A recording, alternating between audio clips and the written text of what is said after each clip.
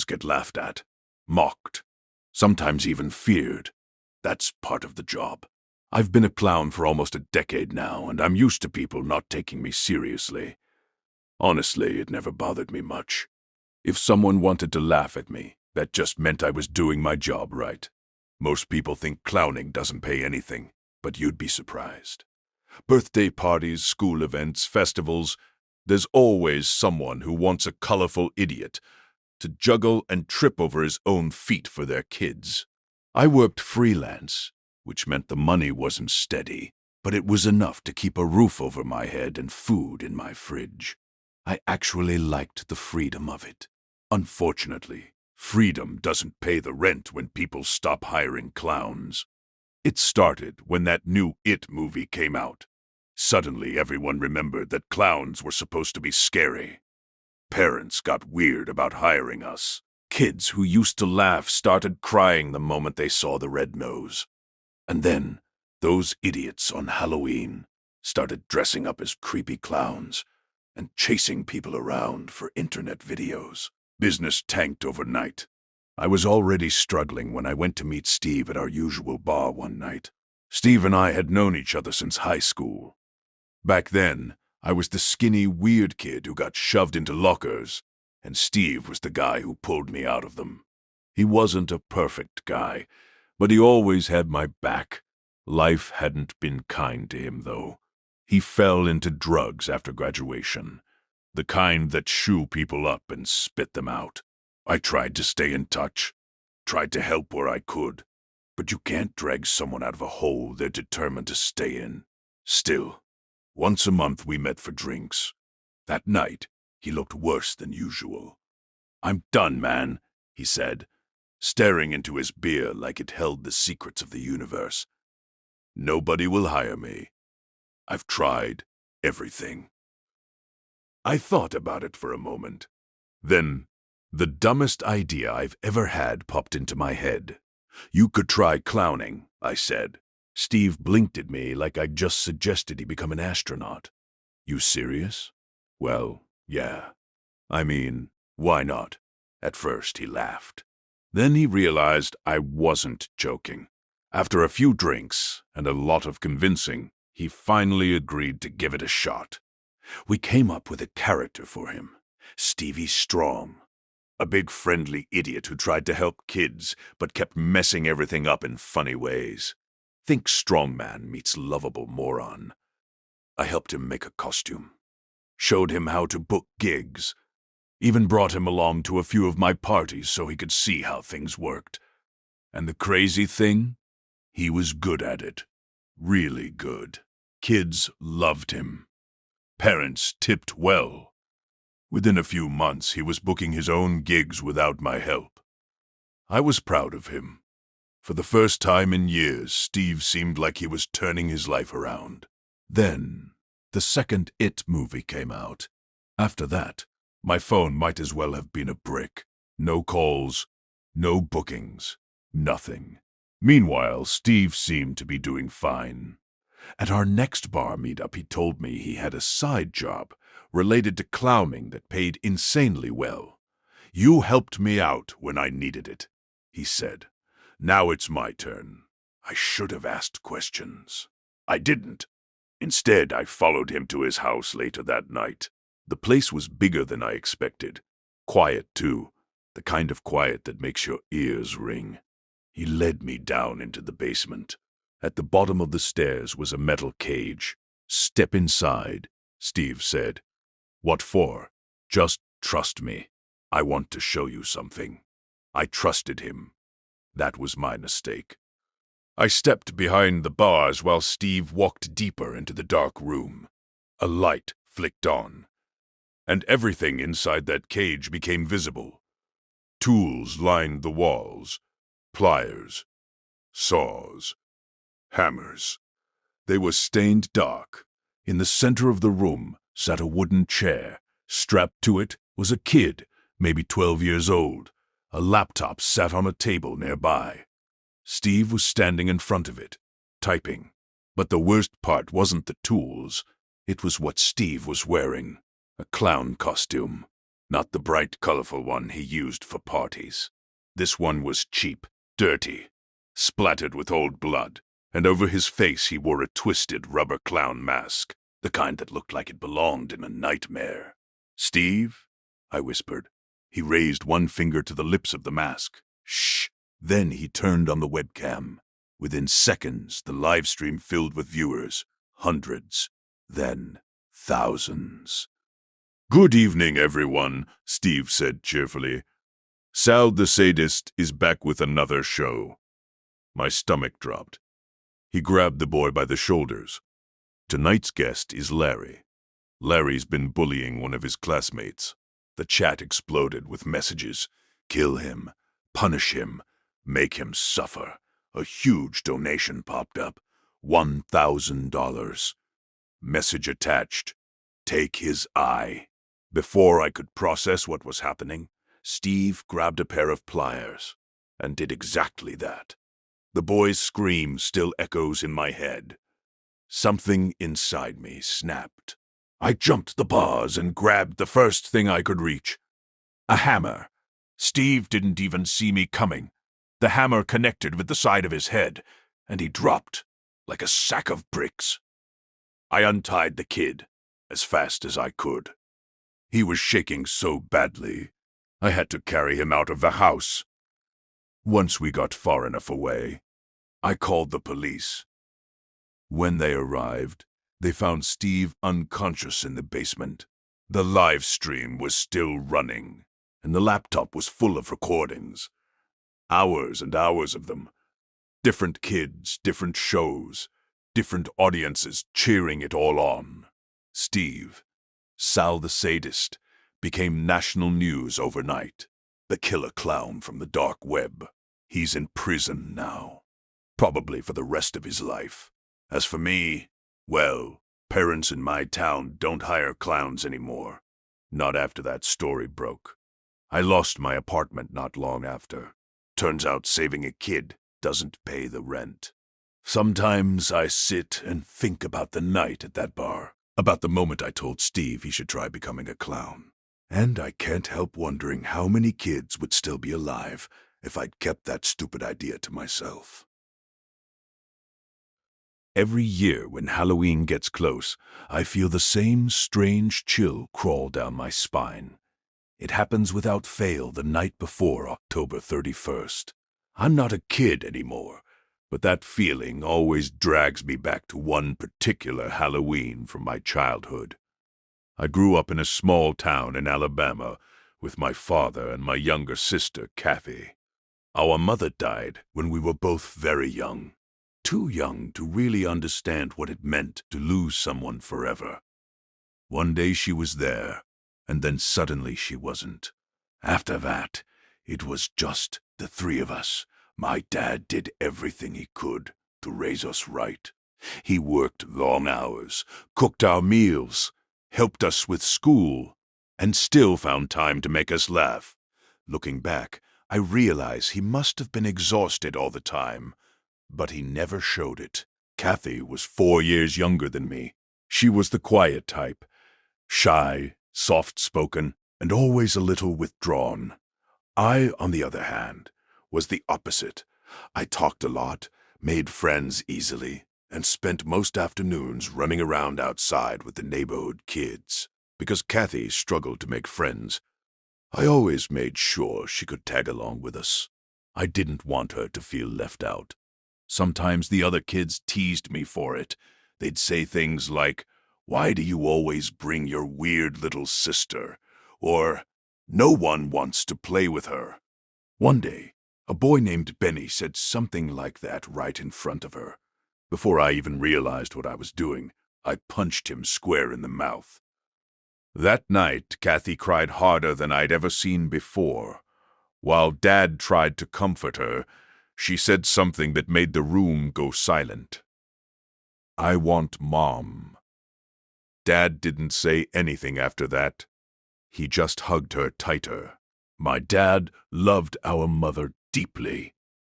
Even years after she passed, he refused to remarry.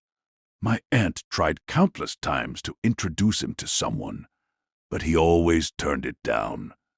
He once told me quietly, "No one could ever love you too the way your mother did."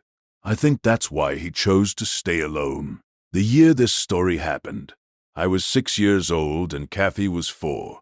It was October, and the whole town was getting ready for Halloween. Pumpkins were sitting on porches, fake spiderwebs hung from fences, and kids were already showing off their costumes. I was excited. Kathy, however, seemed nervous. It was going to be her very first time going trick-or-treating. Dad carved pumpkins with us and bought whatever decorations we wanted. By the afternoon of Halloween, our porch looked like something out of a spooky movie. My best friend, Jim, came over that evening. We sat on the porch drinking lemonade while watching the neighborhood come alive with excitement. Kids ran up and down the street. Parents laughed while hanging decorations. Everything felt perfect. Then I heard Kathy talking. Her bedroom window was right next to the porch where Jim and I were sitting. At first, I didn't think much about it. But then I realized something strange. Dad had just left to buy groceries, which meant Kathy was alone in her room. So who was she talking to? Curious, I got up and walked to her window. I leaned in and looked inside. Kathy was sitting on her bed holding her teddy bear. She wasn't looking at the window, though. She was staring directly at the closed bedroom door. "Hey," I said. "Who are you talking to?" She jumped slightly when she saw me. "No one," she said quickly. "Why are you standing outside my window?" "Dad went to the store," I replied. "Jim and I are outside if you need anything." She nodded and smiled, but something about her expression made me uneasy. Later that evening we were having dinner when something else strange happened. Dad was cooking steak while I sat at the table telling him about my Batman costume. Kathy was outside on the porch playing with one of her dolls. That's when we heard her humming. It was a melody I had never heard before. It sounded slow and eerie, almost like an old lullaby. Dad suddenly stopped cooking. His face turned pale. "Kathy," he called out, "where did you learn that tune?" She looked at him blankly. "What tune?" "The one you're humming." She shook her head. "I wasn't humming anything." Dad stared at her for a moment before forcing a smile. "All right," he said quietly. "Let's eat." But I could tell something was bothering him. That night, I woke up to the sound of laughter. It was coming from Kathy's room. I hadn't heard her laugh like that in a long time. Curious, I got out of bed and walked down the hallway. When I opened her bedroom door, a loud crash startled me. Her bedside lamp had fallen to the floor, but just before it dropped, I swear I saw it floating in the air. Kathy was sitting on the bed, giggling. "What was that?" I asked nervously. "What was what?" she replied. "The lamp. It was in the air." She simply shook her head. "No, it wasn't." The room suddenly felt freezing cold. Kathy lay down and closed her eyes, completely ignoring me. I slowly backed out of the room. The next morning I told Dad everything. He didn't say much, but I could see worry in his eyes. Still, the excitement of Halloween distracted us from thinking too much about it. When night finally arrived, the streets were filled with kids in costumes. "Trick or treat" echoed everywhere. I wore my Batman costume, and Kathy proudly wore a Superman cape. We met up with Jim and another friend named Mike and started visiting houses for candy. After we covered most of our neighborhood, Jim suggested we go farther down the road. Dad had warned me not to go too far, but I was 6. So we went anyway. Soon the houses became fewer and farther apart. The road eventually led toward a patch of woods. That's when we saw it. An old, run-down house standing alone. It looked abandoned, but sitting on the porch, was a large carved pumpkin with a candle glowing inside. "Let's try that house," Jim said. Mike and I walked toward it. When I turned around, Kathy hadn't moved. She stood several feet behind us, staring at the house with wide, terrified eyes. "We shouldn't go there," she whispered. "It's just a house," I said, but she shook her head. Something about the place clearly scared her. Still, we climbed the porch steps. Jim knocked on the door. Nothing. Mike kicked the door lightly in frustration. It slowly creaked open. Inside was a dark hallway that smelled old and damp. "Hello?" I called out. No answer. We were about to leave when a voice suddenly came from inside. "Come on in." It was a woman's voice, soft but unsettling. I was about to step inside when Kathy suddenly grabbed my arm. "Don't!" she screamed. "It's her." "Who?" I asked. Her voice trembled. "Blue-faced Mummy." The words sent chills through all of us. Mike didn't wait around. He ran. Jim followed right behind him. Before we could move, the voice from inside the house spoke again. This time it sounded angry. "Kathy, bring him in." Kathy started crying. "You're not my mommy," she screamed. Then she dragged me down the porch steps, and we ran all the way home. When we reached our house, Kathy burst into tears and clung to Dad. "I lied," she sobbed. "Blue-faced Mommy taught me that song." Dad's face went pale. "What does she look like?" he asked slowly. "Her face is blue," Kathy whispered, "and her eyes don't have eyelids." That night we all slept together in Kathy's room. At some point in the middle of the night, I woke up to Dad shouting into the darkness. "We don't need you," he yelled. "Leave my family alone." After that night, Kathy never talked about the blue-faced mommy again. She never hummed that strange tune again either. Life slowly returned to normal. But sometimes I still think about that abandoned house, about the voice calling us inside, and the way it knew my sister's name.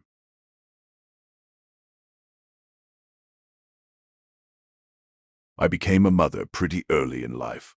I was only 24 when my son Ryan was born, and by the time I turned 26, my daughter Jessica came into the world.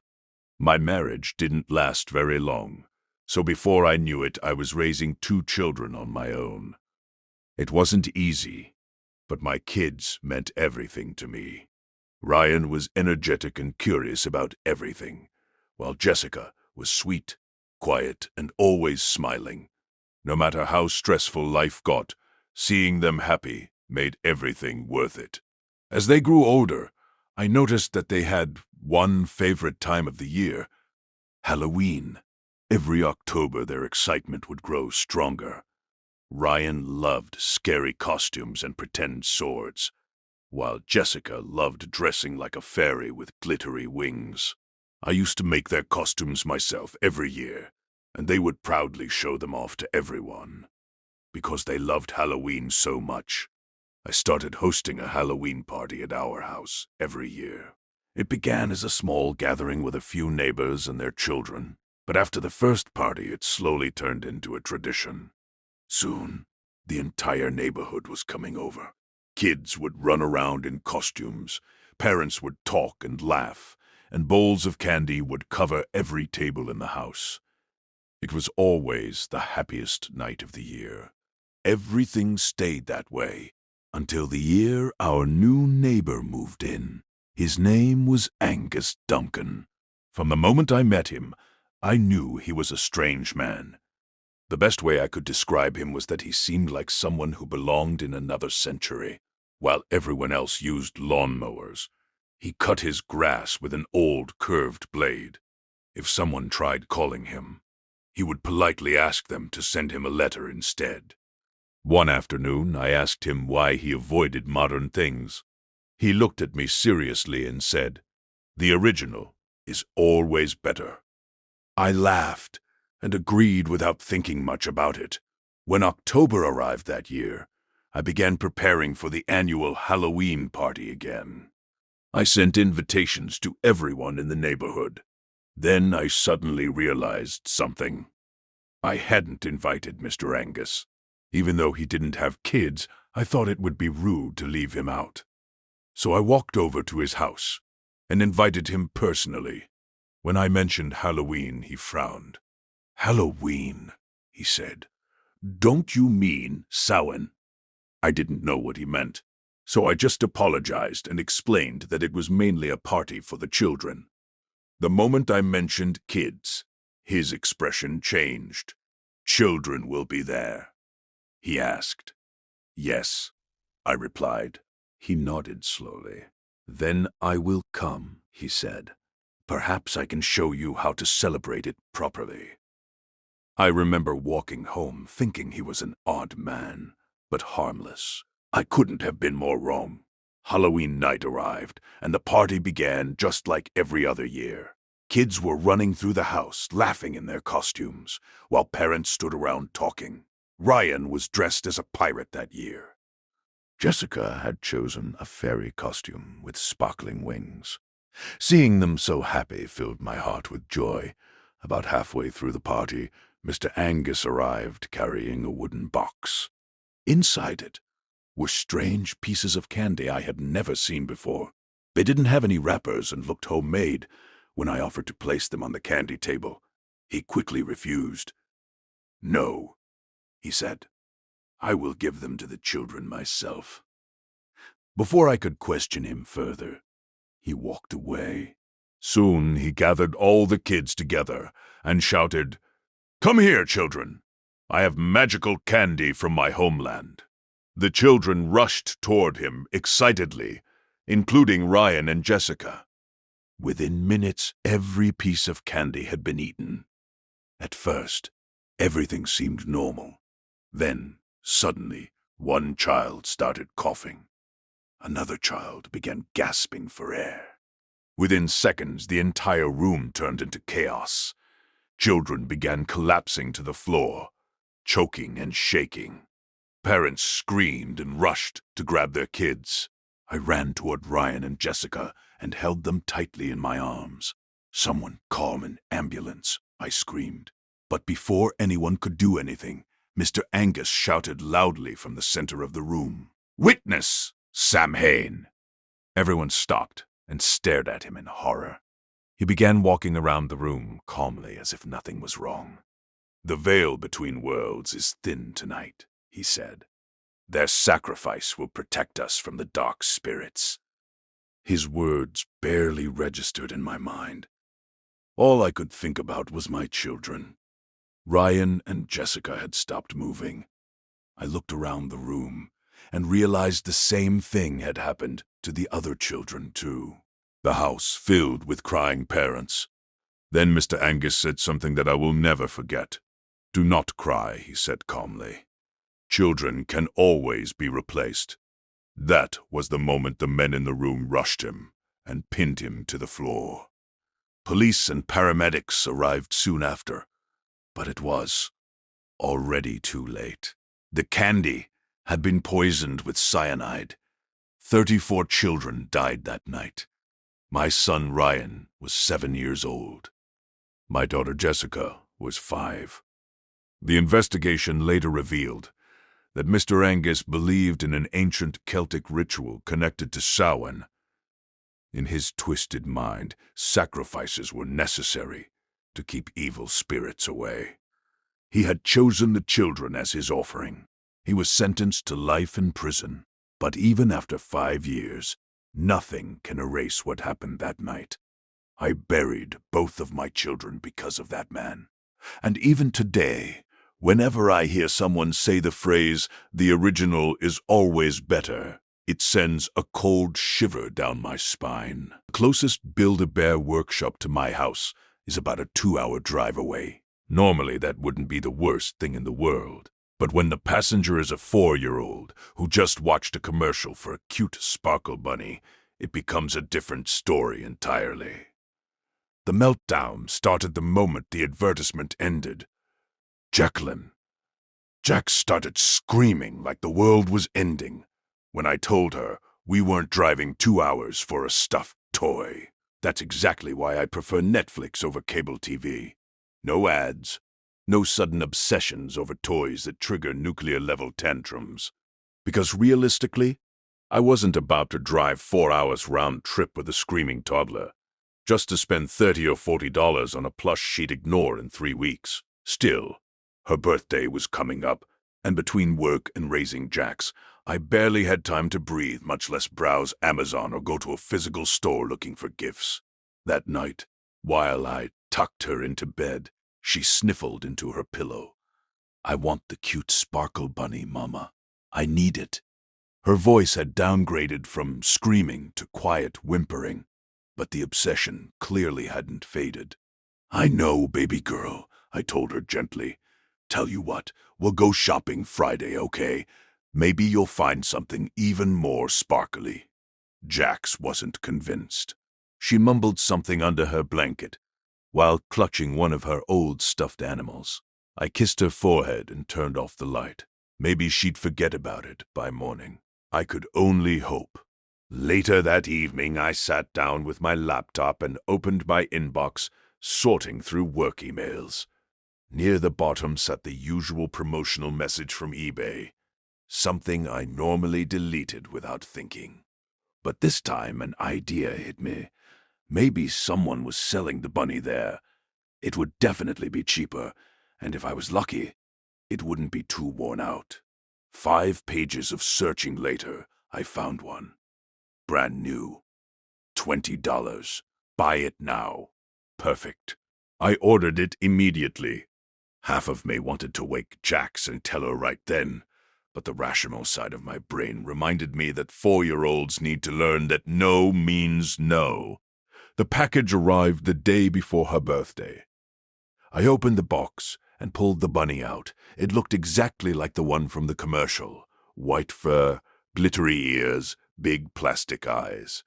When I squeezed it, though, it felt uneven, lumpy in places. I shrugged. What did I know about Build-A-Bear toys? Instead of wrapping it, I decided to give it to her early. She'd actually been behaving lately, and I figured rewarding that wouldn't hurt. "Jax," I called from her bedroom doorway.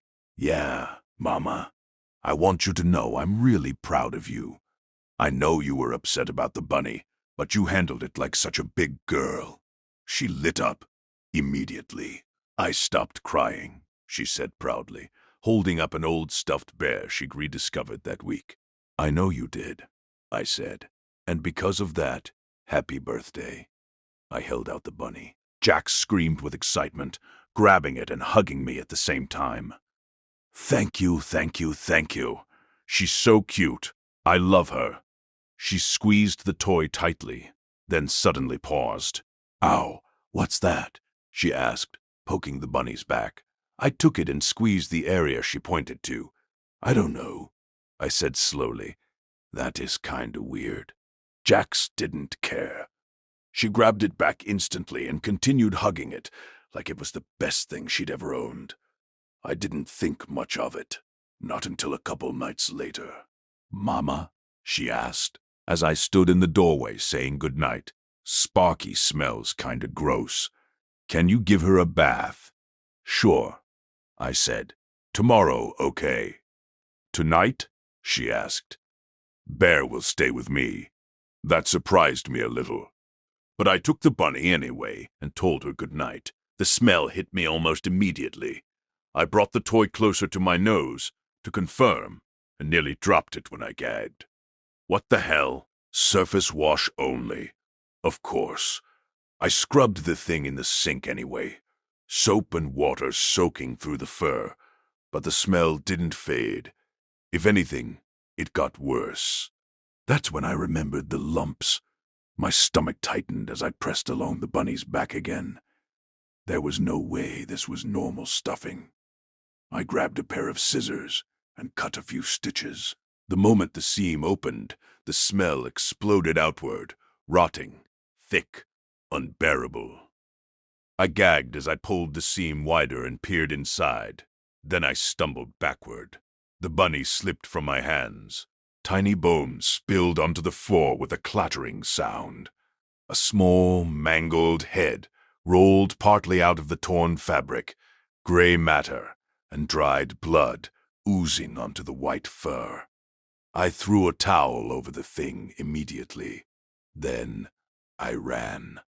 I grabbed Jax and took her to the neighbor's house before calling the police. I didn't want details. I didn't want explanations. I didn't want to know whose child that was, or what kind of monster had done it. The eBay account I bought the bunny from had already been deleted. Eventually, they caught the person responsible. That was all I needed to know. Jax never had to hear any of it. I spent that night, and most of the next day, crying, trying to process what I'd seen. Eventually, I forced myself to calm down. My daughter needed a normal mother, not someone haunted by a nightmare. The next afternoon, I went to pick her up from the neighbor's house. "Mama, look!" Jax shouted excitedly. My stomach dropped. "Jax, baby, where did you get that?" She held up the bunny. "My new friend gave it to me," she said happily. "I met her this morning. She said thank you for cleaning Sparky. She tossed it into my arms before skipping toward our house." I stared at the toy. The police had the original. This couldn't be the same one. Yet here it was. Perfectly clean. White fur shining. A gentle rose scent drifting from it. A small hand touched my arm. I turned. A little girl stood beside me. She couldn't have been much older than Jacqueline. She smiled softly. A cold chill crawled down my spine as I reached out and brushed my fingers through her hair. It felt soft, cold, almost damp from the direction of the house. Jax called for me. I looked toward the door for just a second. When I turned back, the girl was gone. I looked down at the bunny in my arms. "You're welcome, sweetheart," I whispered.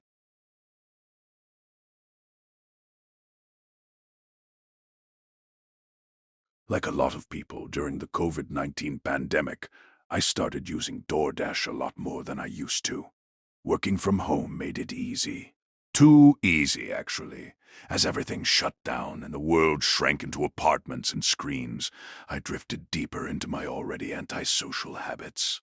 Before COVID, I was close to being a hermit. After COVID started, I basically was one. That's when Cindy appeared. Cindy was one of those people who seemed to carry sunshine around with her.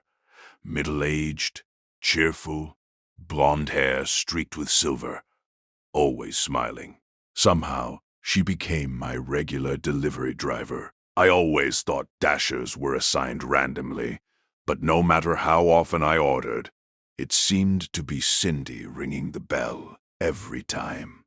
She'd hand over the food bag and flash that wide grin. "Here's your order, darlin'." Then she'd wink, climb back into her purple Chrysler PT Cruiser, and wave as she drove away. At first, I ordered once or twice a week. Then life got rough. Work stress piled up. Personal stuff fell apart. My days blurred together in that gray pandemic haze, where time doesn't move forward so much as it leaks away. Soon Cindy was showing up 2, 3, sometimes 4 nights a week. Somewhere along the way, she started lingering. Instead of rushing off to the next delivery, she'd lean against the railing of my porch while I unpacked the food. Eventually, we started sharing a beer. "Only one more," Cindy would laugh. "Can't have too many or you'll have to take my keys." She was friendly, maybe a little intense, but harmless. If she stopped by late in the evening, we'd sit outside, drinking and pointing out constellations. Cindy never talked much about her life outside the job. I didn't either. Sometimes it was nice to just sit quietly with another human being. Then I met Morgan. It happened on one of my rare walks through the neighborhood. Her dog had slipped its leash and bolted down the street. I helped her chase it down. The connection was immediate. For the first time in months, maybe years, I started waking up smiling. I started taking care of myself again. Exercising, cooking, going out. Instead of ordering takeout constantly, I cut it back. From 4 times a week to twice to once. Eventually, I skipped an entire week without opening DoorDash. My wallet felt better. My waistline did too. One night, I stepped outside for a walk and noticed a familiar purple car parked across the lot. Cindy was sitting on the hood reading a book.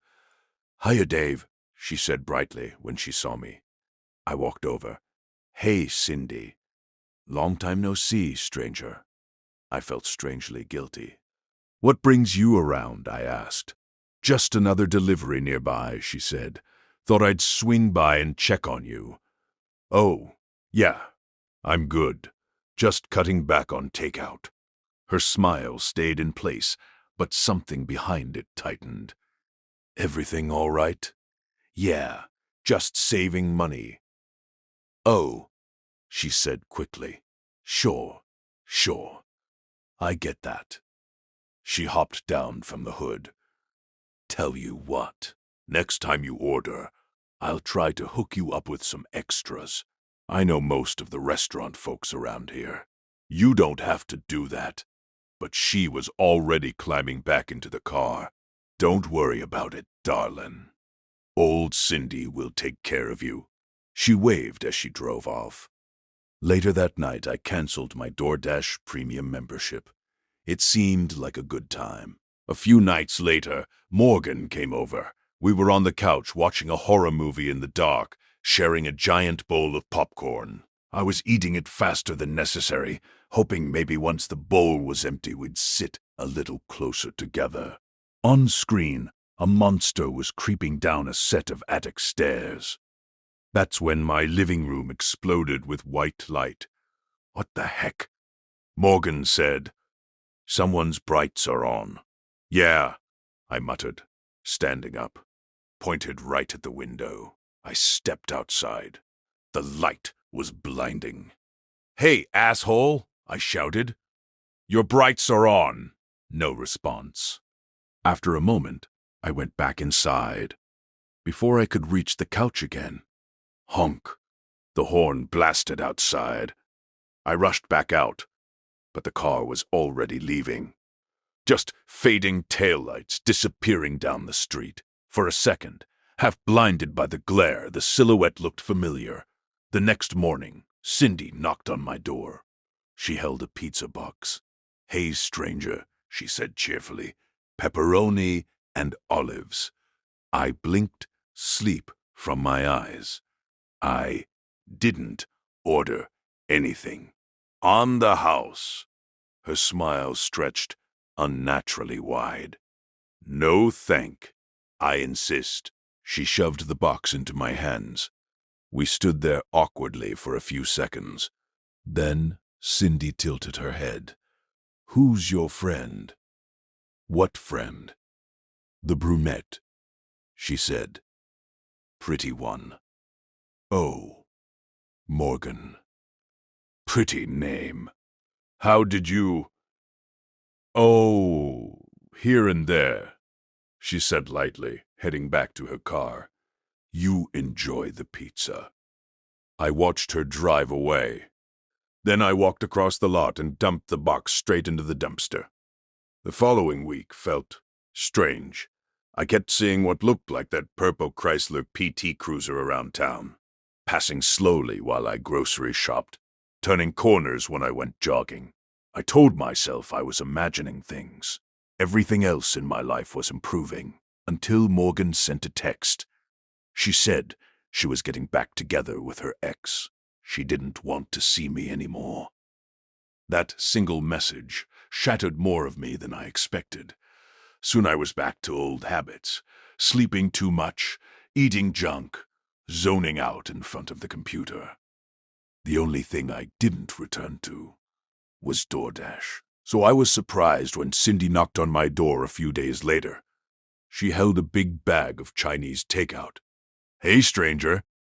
"Hey, I know you didn't order," she said, "but I had a feeling you might need cheering up." She listed everything inside: dumplings, General Tso's, egg rolls, tempura, udon. I hesitated, but then I remembered those quiet nights on the porch, counting stars. Some days you just need a friend. "Want to come in?" I asked. She smiled. We spread the food across my kitchen table. For a while we didn't talk at all. We just ate. And honestly, it might have been the best Chinese food I'd ever tasted. Finally, I leaned back. "Amazing," I said. "Good," Cindy replied, eyes bright. "You know I'm always here if you need someone to listen." "Thanks, Cindy." She popped the last piece of egg roll into her mouth. "How's your little friend?" she asked casually. "Morgan." I sighed. "We're not really friends anymore." Cindy leaned forward slowly. "Yeah, had your life turned upside down." Her smile widened. "You have no idea," she hissed softly. "We had a good thing going. Then you threw me away for the first girl who battered her eyelashes at you." "What?" "That Morgan was trouble," Cindy said. "I did you a favor." My stomach tightened. "What are you talking about?" "You stopped ordering, stopped talking to me." Her voice sharpened. "You didn't leave me any options. I had to stop her. I don't understand." "Call her," Cindy said sweetly. "What?" "Call Morgan. I promise she'll answer." Something in her tone made my hands move before my brain could stop them. I dialed. A ringtone sounded. From Cindy's pocket, she pulled out Morgan's phone. "Hey, stranger," Cindy said. My blood ran cold. "What did you do?" Cindy tilted her head. "Did you enjoy the dumplings?" I looked down at the meat on my plate. Too red. "Everyone trusts DoorDash," Cindy giggled. "They always open the door." Her laughter grew louder. "Morgan was a little stringy," she continued, "but I added lots of salt." I stared at the food. A strand of black hair poked out of the egg roll wrapper. I staggered back and vomited. Cindy collapsed into hysterical laughter. I ran outside, dialing 911. Behind me, she shouted after me, "Come back, Dave!" Her laughter echoed across the parking lot. "I'm always here if you need an ear, or a lung, or a heart."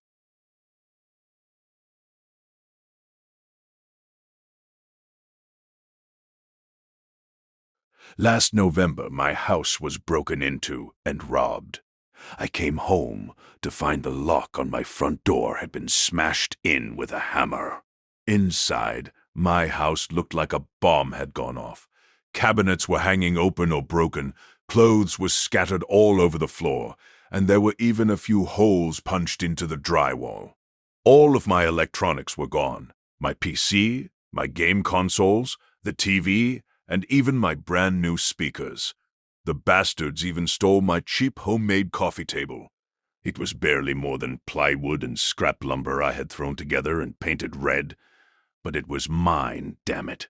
I did my best to clean up while taking pictures of everything for the police report. The creeps had even used my bathroom and didn't bother to flush. It felt so petty. "Is there anyone you know of that might want to target you?" the officer asked when I called the station. "No," I said. "I don't really have any enemies." I heard the woman on the phone pop her gum. "I'll be honest with you," she said. "We can open a report, but without something more concrete, the chances of finding the suspects are maybe 15%. You don't happen to have any cameras in your home, do you? Or one of those video doorbells that might have caught something?" "No." The officer sighed. "Okay, maybe we'll get lucky." After that conversation, I felt completely deflated. It looked like I wasn't going to recover any of my property, which meant my only option was to start replacing things myself. The next few hours dragged by. No TV, no games, nothing to do. I could only scroll through the internet on my phone for so long before the boredom became unbearable. I needed something back, so I opened Craigslist and searched for speakers. At the very least, those were something I could afford to replace. For once, it seemed like luck was on my side. The very first listing I found was perfect. The speakers were cheap, nearby, and the exact same model that had been stolen from me. I messaged the seller, and he replied almost immediately. He said he could make the exchange tonight if I hurried over. Since I was desperate to get out of the house, I agreed. After more than an hour of driving, I finally found the place. A narrow dirt road led back to an old hunting cabin. It was a squat, white building. Or at least it used to be white. Time and weather had stripped most of the paint down to bare wood. Vines crawled up one side of the house like a green web. For a moment, I considered turning around, but I'd already made the drive, so I figured I might as well see if the speakers were real. The man who answered the door looked like someone had made a human being out of denim and cigarette ash and cursed it with life. "You, the guy?" he asked from the doorway, shirtless. He looked about 60 years old, with matted gray hair and a salt and pepper beard. He was tall and lanky, and his voice sounded so rough it felt like the words scraped against his teeth on the way out. "Hey, yeah," I said awkwardly. "I contacted you on Craigslist about the speakers." The man spat something into the bushes beside his porch. Then he nodded once and motioned for me to follow him. The inside of the cabin was even worse. Musty furniture with chewed-up cushions filled most of the main room. Stacks of cardboard boxes leaned against the walls like unstable towers. The floor was partly carpeted, partly bare wood. "In the back," the man muttered, pushing through a ratty curtain.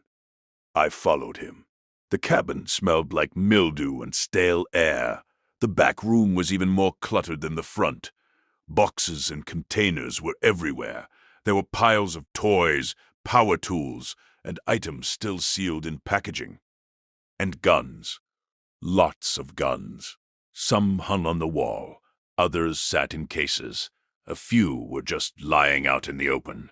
I was so busy staring at everything that I slammed my shin into a small table.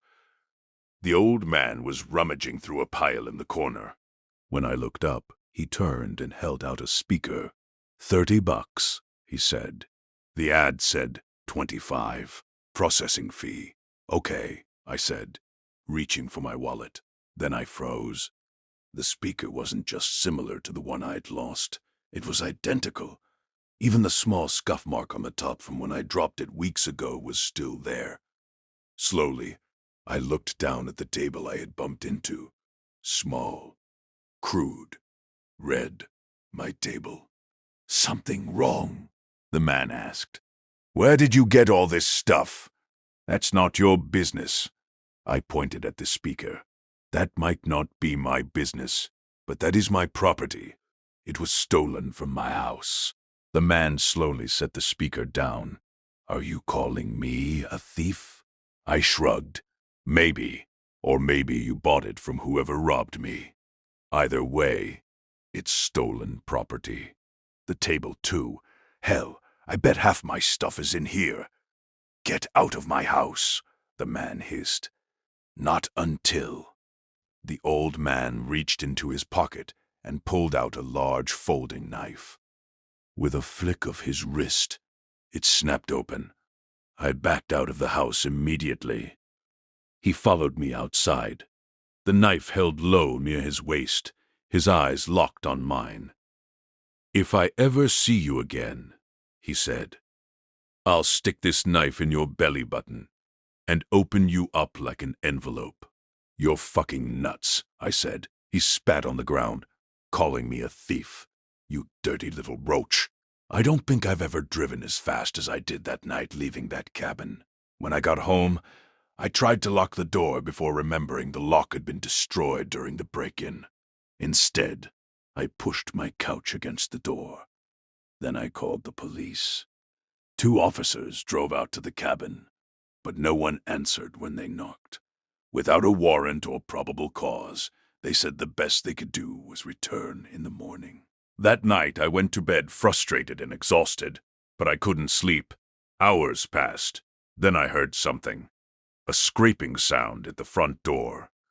My couch began to move. Someone was pushing their way inside, and instantly I knew who it was.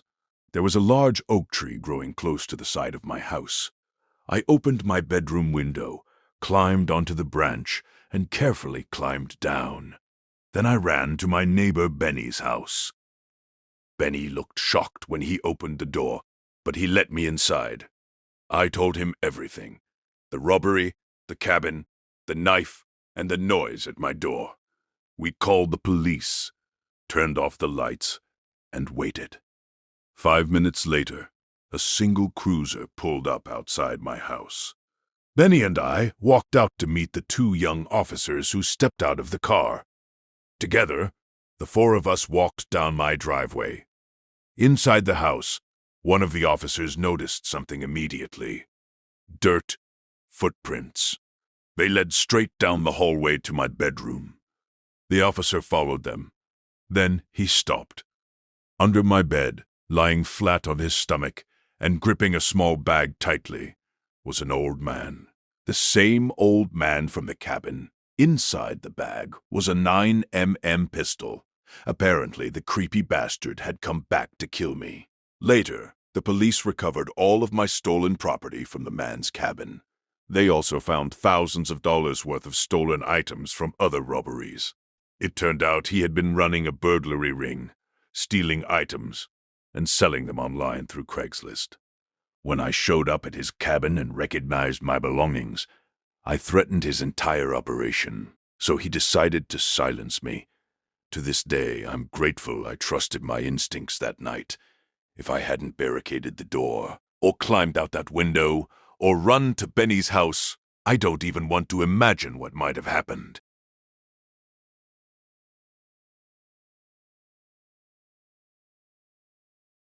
It was around 5 p.m. in the middle of August when I was on my way to the amusement park. The fair only stayed open for a short time during the summer, so I made it a point to go as often as I could before school started again. My parents were pretty relaxed when I was growing up. I didn't really have a curfew, which meant I could stay out as long as I wanted, even as a teenager. The walk from my condo to the fair was only about 10 to 15 minutes, so it was way more convenient than dealing with public transportation like most people. When I got to the entrance, I paid for a wristband that gave me unlimited access to all the rides. As I stepped inside, everything looked pretty standard. Roller coasters, food stands, a Ferris wheel, game booths, the usual. But honestly, the place felt overwhelmingly crowded. There were people everywhere. Lines for rides, lines for food, lines for games. It was almost suffocating. I kept bumping shoulders with strangers just trying to move through the crowd. Eventually, I made my way to the roller coaster I wanted to ride. Surprisingly, the line wasn't that long, so I quickly joined in behind a girl standing in front of me. I tapped her lightly on the shoulder. "Excuse me, have you been waiting long?" She turned around and said, "Not really. You here alone?" "Yeah. What about you?" She gave a strange smile. "Well, I guess I'm not alone anymore." I let out a nervous chuckle. Then she added, "I'm actually here with my boyfriend," and looked at me in a way that felt off, like she wasn't really looking at me, but through me. "So where is he?" I asked. She smiled again. "I'm looking at him." Before I could respond, the gates opened. "Next 10 guests, please step forward." People rushed ahead, filling the carts quickly. The girl turned to me and said, "What are you waiting for, babe?" Let's go. I hesitated for a second, but followed her anyway. We sat next to each other in the cart. I figured there was no harm in it. She seemed charming enough at first. The operator's voice came on. Please fasten your seatbelts. The ride will begin shortly. I turned to her. Hey, I'm Rob. What's your name? Melissa, she said softly. But you can call me Melly. Nice to meet you, Melly. Without warning, she leaned over and kissed me on the cheek. I blinked in surprise. Are you always this forward? Before she could answer, the roller coaster launched forward. The sudden acceleration hit hard. It felt like going from 0 to highway speed instantly. The ride twisted and dropped violently, and I grabbed onto the bar for dear life.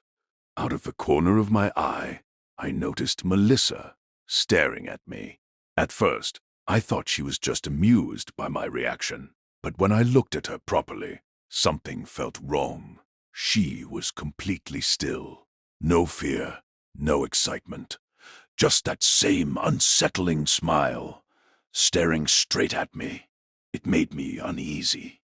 As the ride started slowing down toward the end, I pretended to look around the park, avoiding eye contact with her entirely. Finally, the ride came to a stop. Please, exit to your left. The moment the restraints unlocked, I got up and walked away quickly, trying not to look back. I headed straight toward the Ferris wheel line, hoping to blend into the crowd and lose her. That's when I felt a small hand slip into mine. I froze. I turned my head, and there she was, Melissa, holding my hand like we were a couple. Hey, it's me again, she said casually. Don't you think you're getting a bit too comfortable? I asked. She smiled. Of course I am. You're my boyfriend. I didn't even know how to respond. She hugged my arm and rested her head on my shoulder. I could have pulled away, but I didn't want to make a scene, so I just went along with it. The line moved painfully slow. 30 minutes of awkward silence, her clinging to me the entire time. Finally, we got onto the Ferris wheel and sat side by side. She wrapped her arm around mine again. At this point, I was convinced she had imagined an entire relationship in her head. As the wheel started moving, she leaned on my shoulder. Rob, can I tell you a secret? Sure. Can you stop calling me that? I said. This is moving too fast. It's your fault. She replied. What are you talking about? I have an impulsive behavior disorder, she said calmly. Whenever someone calls me by my nickname, I get an overwhelming urge to kiss them. I stared at her. Then why would you tell me your nickname? Before she could answer, her phone rang. It was a video call from her mom. She picked it up immediately. Hey, Mom. Hi, my precious baby. How's the amusement park? It's amazing, Melissa said. Say hi to my boyfriend, Rob. I forced an awkward smile. Wow, her mom said. You two look perfect together. So when are you proposing? I sighed. Can we please stop this? Melissa? At that moment, the Ferris wheel stopped. Passengers at ground level, please exit. As soon as the door opened, I got off and walked away as fast as I could. Behind me, I heard her voice. Hey, where are you going? I want to ride again so you can propose. I kept walking. I'm calling the cops, she shouted. I turned back for a moment. She was still up there, sitting in the Ferris wheel cart. The ride started moving again. I felt relieved, finally free from that situation. But then I noticed something. She was crying, tears streaming down her face. For a second, I felt guilty. Like maybe I should explain things instead of just leaving. The Ferris wheel stopped again. She was at the very top. Then she screamed, You're the worst boyfriend ever. I hate you. I wish I never met you. Without thinking, I shouted back, "I'm not your boyfriend, Melly." And then she suddenly leaned forward over the edge of the cart, like she was trying to kiss me. My heart dropped. No, no, no.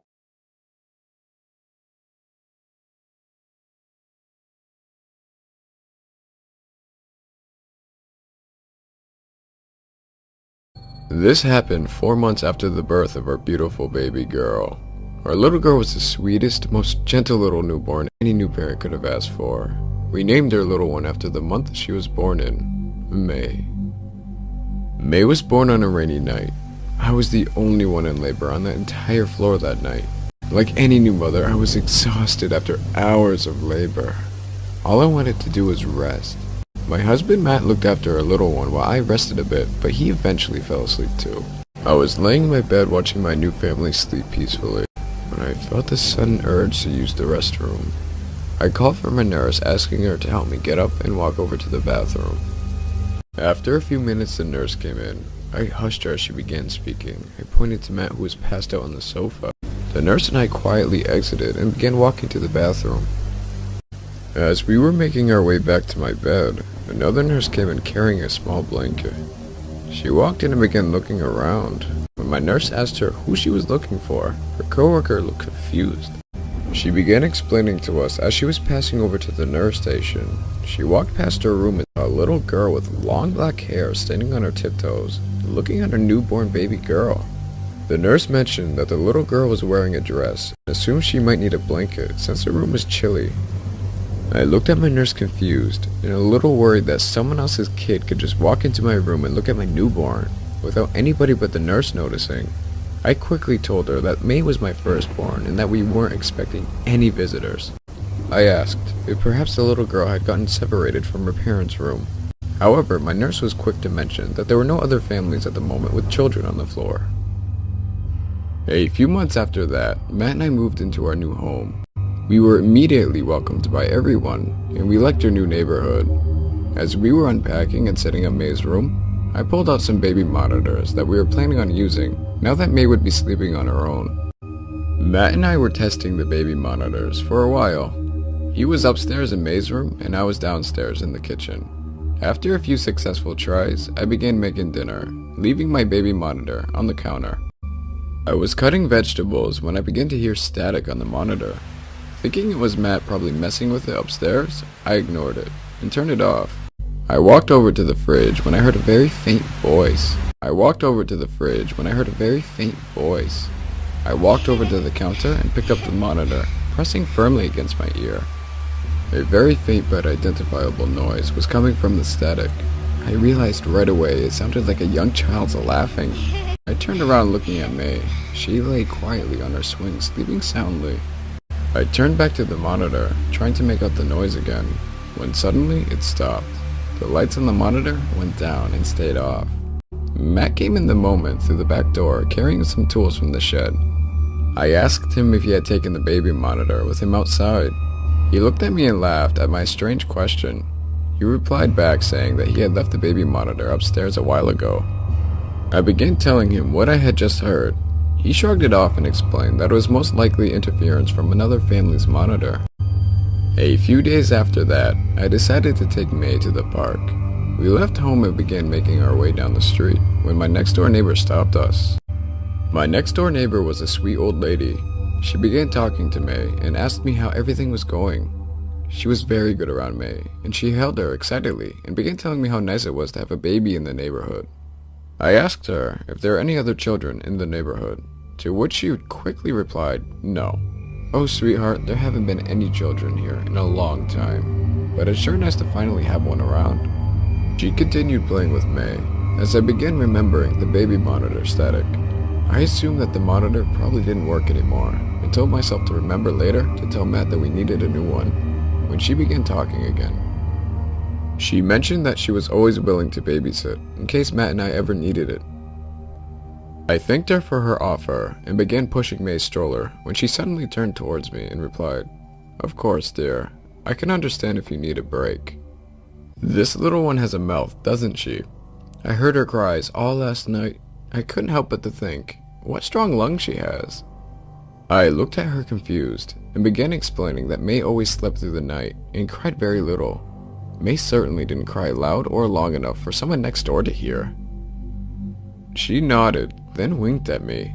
She most likely thought that I was attempting to hide my embarrassment at being unable to control my crying baby when she turned around and walked back to her house. That night, I told Matt what our neighbor had said. He laughed, saying exactly what I had earlier. May sleeps through the night and hardly ever cries. That old lady is crazy, or probably missing her meds. I agreed and asked him to replace the baby monitors before changing the conversation. The next day, Matt installed the new baby monitors before he left to work. May and I stayed home for the rest of the day. We left one baby monitor in May's room, another one in the bedroom, and another one in the kitchen. I was upstairs cleaning our room, which was directly across the hall and 2 doors away from May's. When I began hearing the static again, I walked over to my nightstand and sat in my bed attempting to make out the sound from the baby monitor. I didn't hear May crying, but instead I heard the same laughter I heard with the previous monitor. I walked over to May's room carrying the monitor. Once again, she was sound asleep. May's monitor wasn't even playing anything. It stood on the dresser, silent. The lights didn't even turn on as I heard the laughter through the monitor I was carrying. Thinking it was strange, but not yet giving it to any paranormal explanation, I began walking downstairs to the kitchen when the sound suddenly stopped. I tried to shrug it off and continued cleaning, figuring that perhaps the area we live in made it easier to pick up sounds at a further distance. That night for dinner, I didn't tell Matt about the noise incident earlier that day. Matt seemed tired from work, and I didn't want to worry him with something that seemed like nonsense. A few nights after that, Matt and I were sleeping when I suddenly awoke. I was drenched in sweat and couldn't fall back to sleep. I decided to get up and go check on May. As I walked across the hall towards her room, I heard the static noise coming from downstairs. I stopped and pushed May's door open to make sure she wasn't awake. But sure enough, she was asleep, as always. The static was coming from the kitchen. I knew it was coming from the monitor. Being sleepy and tired, I became annoyed and decided to go downstairs and shut it off. I entered the kitchen and turned the lights on, reaching for the monitor on the counter. I turned the monitor around, looking for a button to shut it off, when I realized it was already off. I stood there dumbfounded and placed it back on the counter, walking away thinking that perhaps I had imagined it when I heard the static again. I turned around immediately. The lights on the monitor were on. I walked over, getting ready to throw the monitor across the room, when the sound stopped again. There's a large trash bin next to the counter. It was one of those ones you would step on in order to flip up the lid. As I stood there, staring down at the monitor, I caught a glimpse of a reflection on the trash bin. For a few seconds I saw what looked like a small child. A little girl reflected on the trash bin and directly behind me. I turned around terrified, expecting to see her. However, no one stood behind me. I looked around desperately, trying to find what had made the reflection, when the baby monitor in my hand had turned on again. The laughter was more clear. It was a child laughing and giggling. I dropped the monitor on the floor and however, no one stood behind me. I looked around desperately, trying to find what had made the reflection, when the baby monitor in my hand had turned on again. The laughter was more clear. It was a child laughing and giggling. I picked up May and took her to our bedroom. I woke up Matt, attempting to explain what I just heard. He woke up half asleep and went downstairs to check up on it. He came back upstairs a few minutes later, looking at me like I was crazy. He went back to bed and fell asleep immediately after. The next morning, May and I were out front on the porch, enjoying a beautiful day, when our neighbor came over. She looked worn out, nervous, and had black bags under her eyes. She wore pajamas, which were noticeably dirty. I greeted her, asking if she wanted any lemonade, before she interrupted me. She began saying how she hadn't been able to sleep well these past few days because of May's cries at night. I looked at her confused once again, and explained to her that May hadn't been crying at night. She started playing with her hands nervously and began saying that she could hear May screaming and crying every night. When she noticed I wasn't believing what she was telling me, her entire personality changed in an instant. She started yelling out profanity and telling me to, and I quote, "Take your little shit away from here, and shut it the fuck up." Feeling threatened, I stood up and went over to May. While picking her up, I told the woman to leave. She stood there looking at May, angry and resentful. She kept yelling at us, startling May as she began to cry. I threatened her with calling the cops and kept telling her to leave before she finally decided to walk off.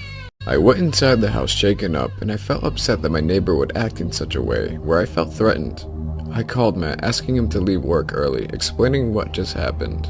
He immediately left the office and started heading home. As soon as he arrived home, I explained further what our neighbor had said. He became extremely upset. As he held May, we talked about what our neighbor had said regarding May's crying at night. He also didn't understand what our neighbor was talking about. May was a good baby. She hardly gave us any grief. As we were talking, we heard a knock on the door. Thinking that it was our next door neighbor again, Matt gave me May as he went to go see who was knocking. I let out a sigh of relief when our neighbor from across the street came in. Mr. Moss was one of the first friends we made when we moved here. Matt invited him to sit down and offered him something to drink. Mr. Moss politely declined, saying that he came over to talk to us about something very important. Matt and I sat down. I laid May on her swing, giving Mr. Moss my complete attention. He began explaining that earlier that morning, he had seen our next door neighbor come over and start screaming at me. He explained that for a few days now, our neighbor had been acting kinda strange, and he had noticed it when coming home from work. He mentioned that on one particular night, he pulled up to his house after working late and he noticed her outside. She was standing outside in her pajamas on the side of the house while looking up at the window above her. When I asked him for details on the window she was looking up at, he explained that it was the one on the second floor in the right corner of the house. I looked at Matt nervously as Mr. Moss described May's window. Matt held my hands tightly. Mr. Moss went on to explain that after he pulled up to the driveway, he noticed that she wasn't moving. He found it curious that she didn't even look to see what car it was. Not wanting to spook her, in case she hadn't noticed him, he went inside his house to continue some work he still had left. He said that he was working on his laptop for a couple hours before deciding to go to sleep. As he was turning off the lights, he looked out the window, noticing that my neighbor was still standing there staring up. He started fidgeting on the sofa while he spoke to us, as if what he was saying scared him. What he said next frightened me to the point of tears. This time she wasn't standing alone, he said. He saw what seemed to be a little girl standing behind her, looking at her. He estimated the little girl was probably no more than 5 years old.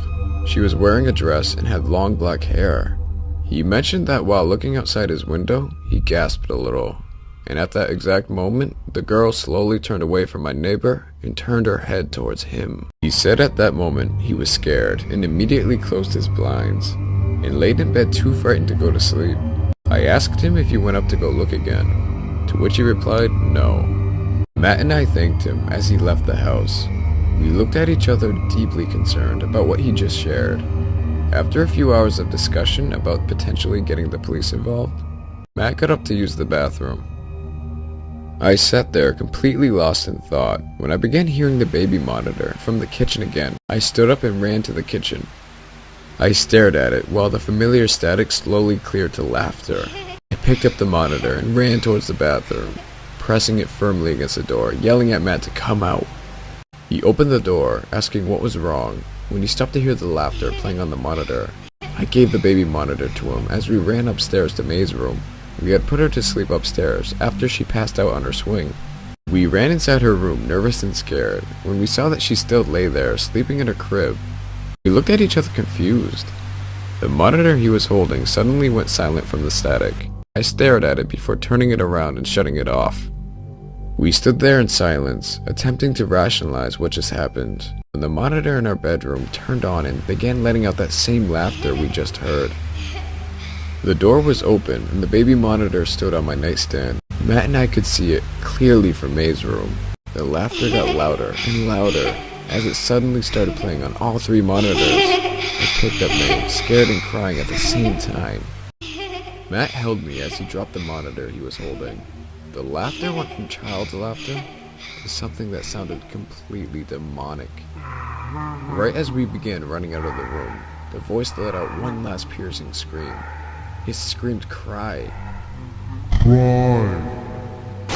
As soon as he said that, we heard a gunshot that sounded like it came from next door.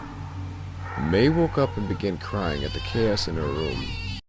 Matt and I were getting ready to make a run for it when the laughter suddenly stopped. We ran out as fast as we could. Other neighbors started coming out of their homes, getting ready to investigate the gunshot. We bumped into Mr. Moss, waiting for the police to arrive, when two men decided to go inside our next-door neighbor's house to investigate. After a few minutes, one immediately came running out yelling, "We need an ambulance!" After about an hour of standing outside, Matt and I were still too afraid to go back inside for our car keys. We waited outside among all the police officers and Mr. Moss, hoping to overhear what had happened. A short stubby lady that lived a few houses down came up to us explaining that she just overheard one of the men who had gone in to investigate. She said that the men found our next door neighbor's body sitting in a chair, looking directly out the window with a gunshot wound in her head. I stood there stunned to hear that she decided to take her own life.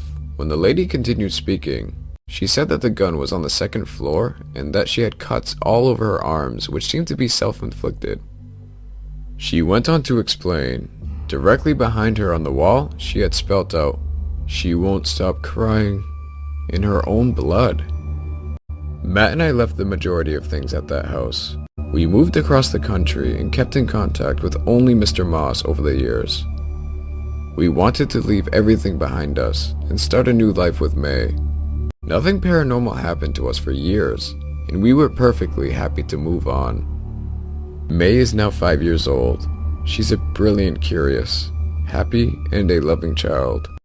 Matt needed a few things from our storage this week and brought some old boxes home. This morning, May came into the kitchen, excited and attempting to get my attention as I was putting away the dishes. I had my back turned on her as she kept repeating, "Mama, girl, she's funny. Mama, she's laughing." I finally turned around thinking that she was talking about her playdate next door when I dropped the plate I was holding on the floor. The plate shattered on the floor, as did my heart when I saw what my little girl was holding up next to her ear. May was holding up one of the old baby monitors from the old house, and on it, I could hear a child's laughter.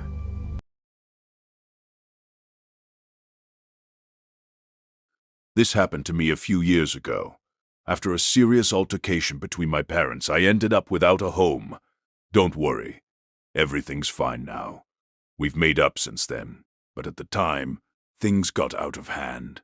And yeah, bringing drugs into the house definitely didn't help. I was 18, broke, and desperate. Not my smartest moment. Getting kicked out, though, forced me to straighten out my life. Before that, I was just sitting at home all day playing Xbox, doing absolutely nothing. My parents' frustration had been building for a while, and eventually, it all boiled over. So I needed a job. A friend of mine worked at the local movie theater and told me they were always hiring. Staff turnover was apparently insane. So I reached out, and within 3 days I had an interview lined up. When I showed up, he just smirked at me, and we both laughed as I walked into the interview room. He asked a few basic laid-back questions. Nothing serious.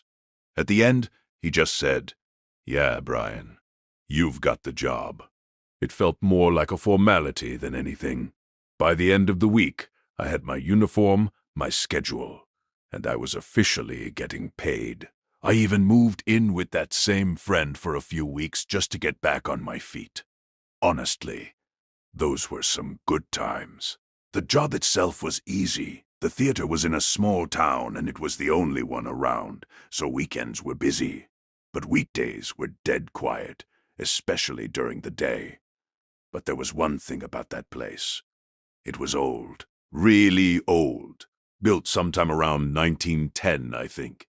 And it had a basement, a big, dark, unsettling basement. We had to go down there every now and then to store old movie posters, cardboard cutouts and leftover promotional stuff, things we might reuse for events or giveaways. Management liked to keep everything instead of throwing it away. But that basement, it was creepy. The lights took forever to turn on. Those flickering delayed ones people used to call stagger lights. The place smelled damp, felt cold, and always gave me this strange sensation, like someone was watching me from the darkness. It was massive, too, almost like an underground parking lot, with huge support pillars everywhere. At the far end, there was this small booth with a glass window. To this day, I have no idea what it was for. Security, maybe? Not that we even had security. Most of the stuff down there had been forgotten. Old boxes, broken equipment, random junk from years ago. And even though we went down there fairly often, I never got used to it. After a few months, I settled into the job. I became a reliable worker, got along well with everyone, and business was doing great. Then one day, during a slow shift, my manager came up to me. "Want to do some overtime?" I said yes immediately. I needed the money. He led me downstairs. The moment we started heading toward the basement, I felt this sinking feeling in my stomach. He told me he wanted me to organize everything down there, make a full list of what we had, sort it out, and then he'd decide what to keep and what to throw away. After that, I'd need to clean and arrange whatever was left. He didn't give me a time limit, just said to come in early or stay late and get as many hours in as needed. The pay was good, and since I could work at my own pace, I figured it was worth it. So that Friday, I came in early, around 8 a.m., and since I was the only one there, I went straight down to the basement. I started going through boxes, old magazines featuring the theater, ancient posters, random merchandise, just piles of forgotten stuff. At one point, I even found an old projector and wondered if I could take it home if nobody wanted it. Everything was quiet, until I heard something.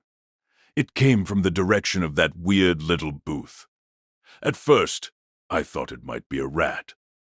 I hate rodents, so I grabbed a nearby broom and slowly started moving toward the sound. Then I heard it again, a crunching noise, like cans being stepped on. I froze behind one of the pillars, trying to steady myself. Carefully, I leaned out and looked toward the booth. That's when I saw it, a pair of feet, sticking out from inside. My heart started racing. I crept closer, thinking maybe one of my co-workers was messing with me, but as I got closer, I saw his face. A homeless man. He was asleep, surrounded by beer cans, energy drink cans, old food wrappers, just trash everywhere. He looked completely disheveled. My eyes widened. That guy was not supposed to be there. I backed away as quietly as I could, then turned and ran upstairs as fast as possible. Once I got to the top, I called my manager. Even though it woke him up, there's a homeless guy in the basement. That woke him up instantly. Call the cops. Now. So I did, but by the time the police arrived, the man was gone. We figured the noise must have scared him off. That's when we discovered something even worse. Behind the booth, there was a hidden opening, a hole that led directly into one of the back theaters. From there, you could easily slip out through a fire exit. He had been living down there, using the theater as a way in and out. It was disturbing. My manager told me he understood if I didn't want to continue the job, but I needed the money, so I told him to give me a week, and I'd finish it. In the end, it took me 3 weeks to sort everything out. We cleaned the basement, sealed off that hidden passage, and completely removed the booth. After that, everything went back to normal. Not long after, I quit and found a better job in another town, something with actual career potential. Looking back, I'm glad everything happened the way it did. It pushed me onto the right path. But to the homeless man hiding in that basement, let's never meet again.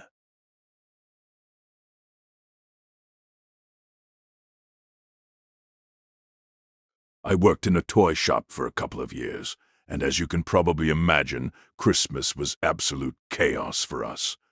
The holiday shifts were intense, but honestly, they were also the best part of the job.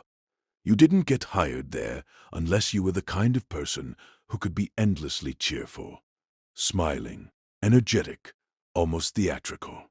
In fact, most of the staff, probably around 80%, came from performance backgrounds, actors, entertainers, people who just lived for that kind of environment. And in a way, it really did feel like living the dream. We were getting paid to play with toys, joke around with kids, and bring a bit of magic into their day. And during Christmas, that magic was amplified tenfold. The whole store leaned hard into the holiday spirit. Our uniforms even had phrases like "Assistant to Santa Claus" or "Santa's Little Helper" printed in big letters across the back. Kids loved it. They'd constantly ask if we'd met Santa, what he was like, how the North Pole worked. And since I was the only one on staff who had years of experience working with kids, those questions usually came to me. I always had some kind of answer ready. One weekday afternoon, during a strangely quiet lull, I was alone on the shop floor while the rest of the staff were in the back restocking after a rush. That's when a boy walked in. He couldn't have been older than 9 or 10. No parents in sight. He gave me a brief smile, then just started wandering around the store. I let him browse for a couple of minutes before approaching him. "Hey, want to try out this new air-powered rocket launcher?" I asked, keeping things light and friendly. He didn't even look at it. "No thanks. I know Santa. I don't need your help." The way he said it, flat, almost dismissive, it was a little odd, but not alarming. Kids say strange things all the time. I figured he might be shopping for something himself. Maybe his parents were nearby, so I started showing him a few items that were better suited for his age group. After a bit of browsing, he picked something out. A massage slipper. Not exactly what I expected from a kid his age, but hey, it was a decent gift. He asked how much it was. About $20, I told him. The change in his expression was instant. His face tightened. His eyes narrowed. He looked angry. "Too expensive?" I asked gently. He nodded. So I tried showing him a few cheaper options, but his mood just kept getting worse. He started frowning, breathing heavily through his nose like he was building up to something. Then he said it again. "I know Santa. Santa gives toys to good kids. He doesn't ask for money." I kept my tone calm. "I get that, but I can't just give things away for free." After that, I stepped back and let him wander on his own. A few minutes passed. I was sitting behind the register reading a book.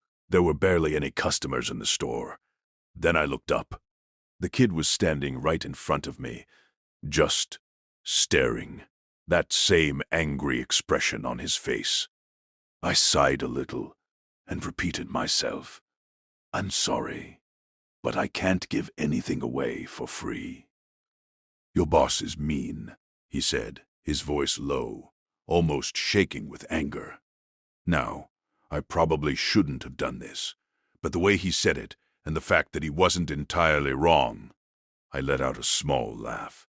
Just a quick, involuntary chuckle. "Big mistake." His face twisted instantly. "Why are you laughing at me?" he snapped. I tried to explain, told him I wasn't laughing at him, but it didn't matter. He wasn't listening. He turned and stormed out of the store, disappearing into the busy mall crowd. As the afternoon went on, things picked up a bit. Customers came in. I made a few sales, tested out some of the new Nerf guns, normal stuff. Eventually, I forgot all about the kid. Until closing time. I was behind the counter, working through the stock count, when I sensed someone standing in front of me. I looked up. It was him. Same kid. I forced a friendly smile. Hey there. But his expression had only gotten worse. You're mean, too, he hissed. Look, I'm sorry, I said. But where are your parents? He didn't answer, just stared at me. Kid, seriously, where are your parents? I don't want to call security, but you shouldn't be wandering around alone. Then he spoke, quietly. He knows when you are sleeping. I rolled my eyes at first, but something about the way he said it made my stomach tighten. He knows when you're awake, the kid continued. He knows when you've been bad or good. And you've been really, really bad. I swallowed. Where's your dad? I asked again, trying to stay calm. North Pole. Very funny. But seriously, the store's closing. You need to go. He didn't move. Instead, he took a small step closer. He's going to climb down your chimney, he said softly, covered in soot while you're asleep. I didn't respond. I just reached for the store phone and started dialing mall security. But I could still hear him. He'll know when you're asleep, and he'll creep right up to your bed. My grip tightened on the phone. He's going to stuff your mouth with coal, the kid whispered, until you choke and die. That was it. I turned around, ready to shout at him, tell him to get out, to stop. But he was gone, completely gone. The store was empty. The mall outside was nearly deserted. No sign of him anywhere. I've only told this story a few times, but it still sticks with me, not because of what he said, but because of how he said it. The idea that a kid could see something like Santa, not as something joyful or magical, but as something watching, judging, punishing. It never stopped being unsettling, and even now, it still makes my skin crawl. For a bit of context, this happened when I was 19. I'm 28 now, and I no longer live in the state where all of this took place. Back then, I worked at a small gas station convenience store just a few minutes from my house. I was also enrolled in community college, so most of my shifts were evenings or overnights. For the most part, the job was boring. Late at night, we barely got any customers. And if we did, they'd usually just pump gas, pay with a card, and leave without ever stepping inside. During the holiday break, I picked up some extra shifts. I needed the money. Christmas shopping wasn't going to pay for itself. I ended up scheduled for 3 overnight shifts in a row. I hated overnights. Sleeping during the day never came easy to me, so I was always exhausted. Still, I pushed through. The first night was completely uneventful. I was passing the time, restocking shelves and organizing products.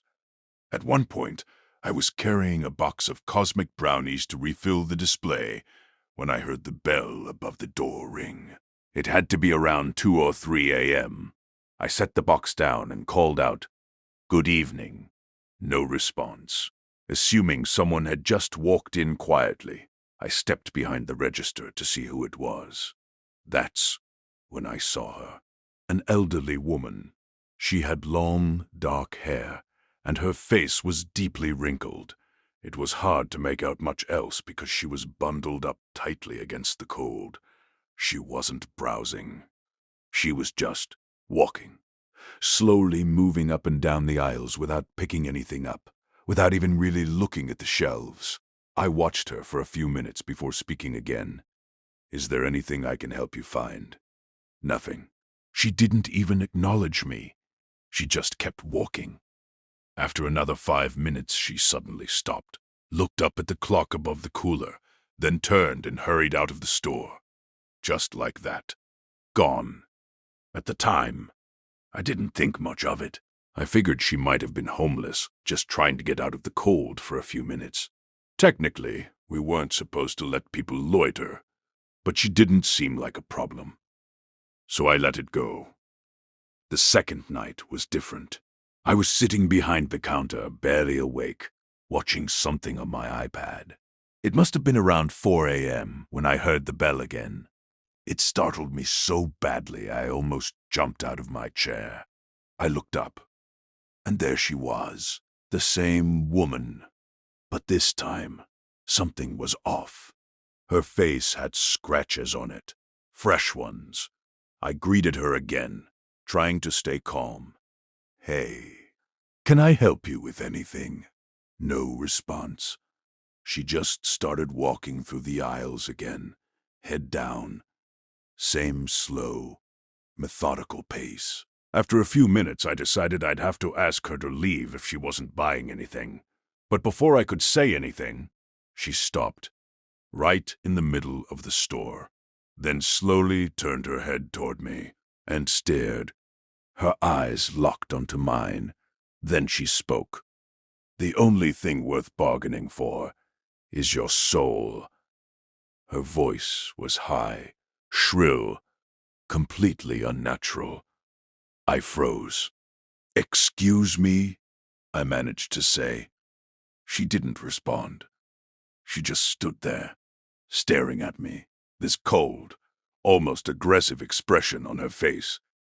Then, after what felt like forever, she turned and walked out.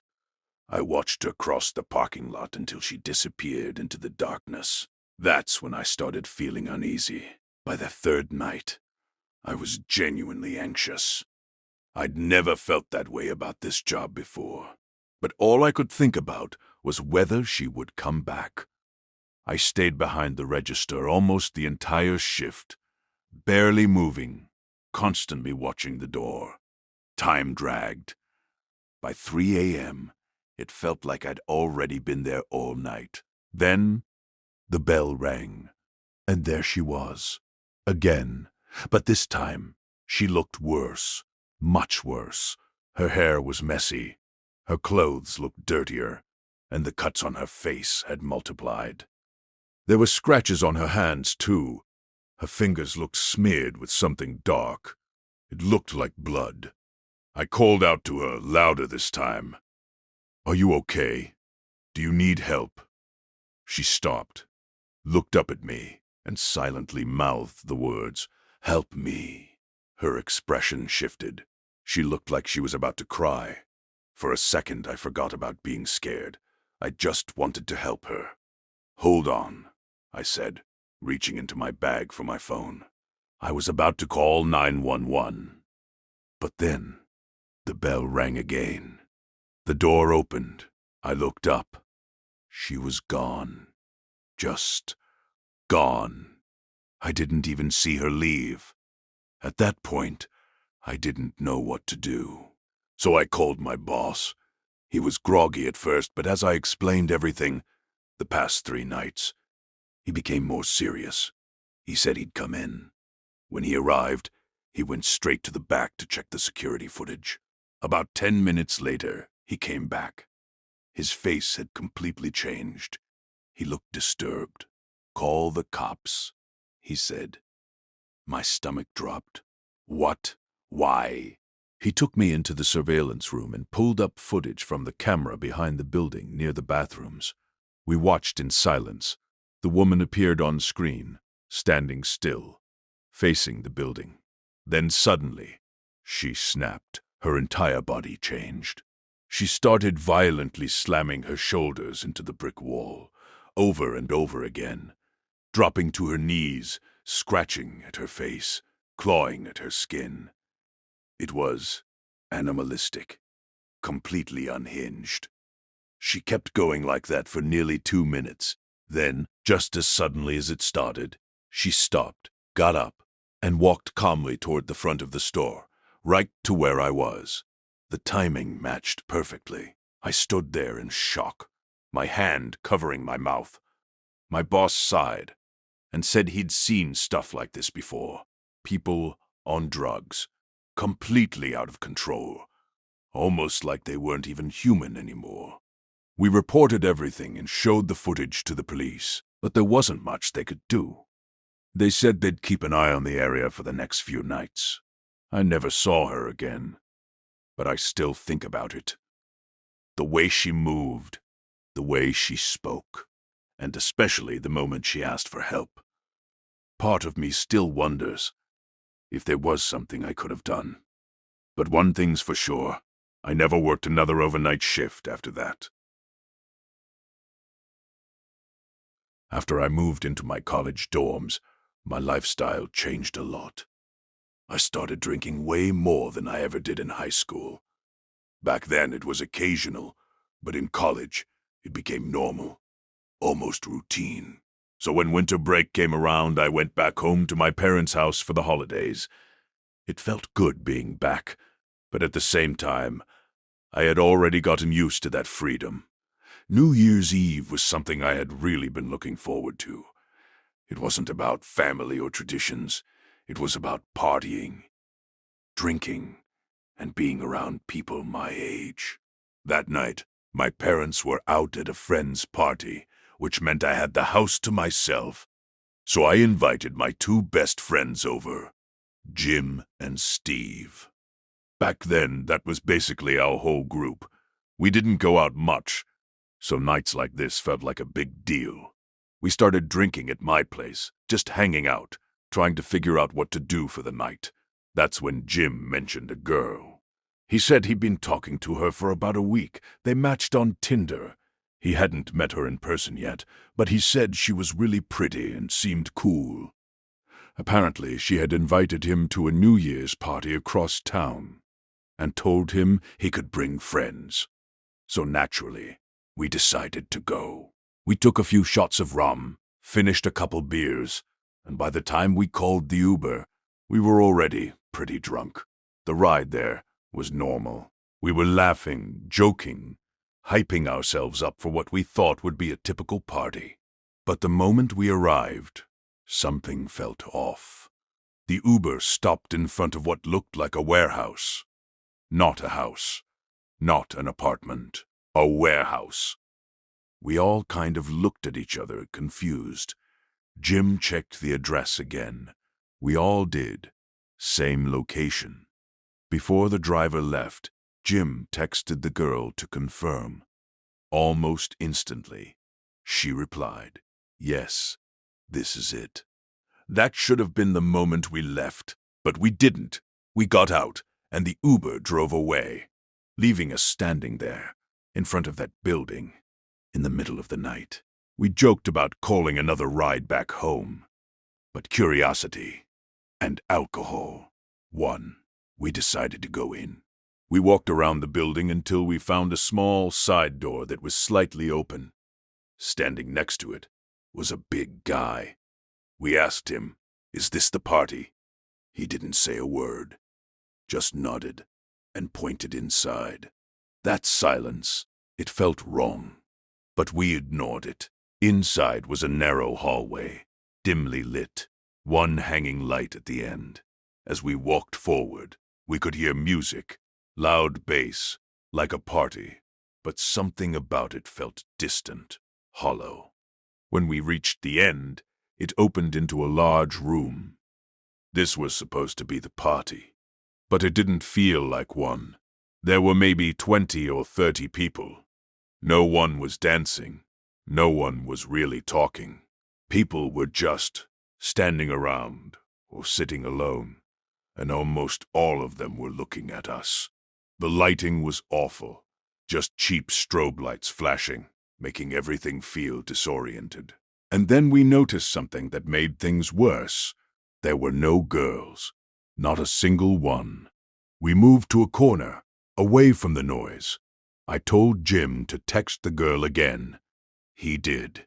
A few seconds later, he looked at us. She says she's in the back, past some double doors. Immediately, I felt uneasy. I told him it didn't feel right, but he insisted. "We'll just check. If she's not there, we leave." So, we followed him. We walked through the double doors. Another hallway, darker, narrower, doors lining both sides. It felt wrong, like we shouldn't be there. Halfway down, a guy suddenly stepped out of one of the rooms. He moved quickly, got close to Jim, and whispered something in his ear. Jim turned to us, and instantly, I knew something was wrong. His face had completely changed. "Let's go," he said. "Now." We didn't question it. We turned around and started walking back. But this time I could feel it. Everyone in that room was watching us, more intensely than before. One of the big guys near the entrance stepped toward us, like he was trying to block us. We pushed past him. Then, a voice from behind us shouted, "Yo, stop them!" That's when Jim yelled, "Run!" We sprinted. Down the hallway, out the door, across the parking lot, not looking back, not stopping. We didn't slow down until we reached the main road. Out of breath, heart racing, we called another Uber. Once we finally calmed down, we asked Jim, "What did he say?" Jim hesitated, then said, "He told me, get out before midnight. They're going to trap everyone inside." None of us spoke after that. We didn't need to. We all understood. That girl, she probably wasn't real. Or if she was, she wasn't who she said she was. We made an anonymous call to the police, telling them something suspicious was happening at that building. Then we went back to my house. We spent New Year's Eve sitting in silence. No party, no celebration. Just the three of us, realizing how close we might have come to something really bad. We never found out what happened in that warehouse that night. And honestly, I don't think we ever want to.